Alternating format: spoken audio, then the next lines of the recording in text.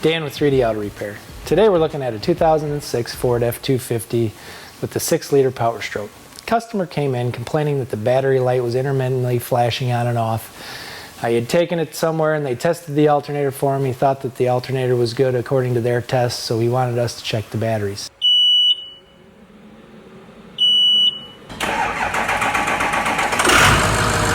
So we thought, just for the heck of it, we'd throw our alternator tester on there to just see if the alternator was in fact good before we started unhooking the batteries. And as you can see from the printout, the alternator in fact is bad. It shows that the diodes have an issue due to our deep internal testing of those components through the DTAC machine. We were able to diagnose that the diodes are bad.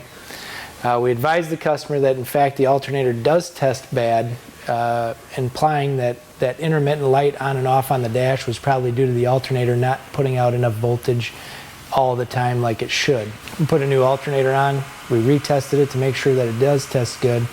It did test good. It's putting out the appropriate amount of volts that the vehicle requires. If you have an issue like this with your car where maybe the battery light's flashing on and off, or maybe the lights seem a little dimmer than they should when the vehicle's running, that would be an indication that maybe the alternator is starting to fail and it is something that you should get checked out. We do offer that service for free. So if you think you maybe have an issue with your battery or an alternator, please feel free to give us a call, and we look forward to seeing you at the shop. Please check out our other videos on our YouTube channel. Don't forget to subscribe to it, hit the like button, and ring that bell. We really look forward to reading your comments.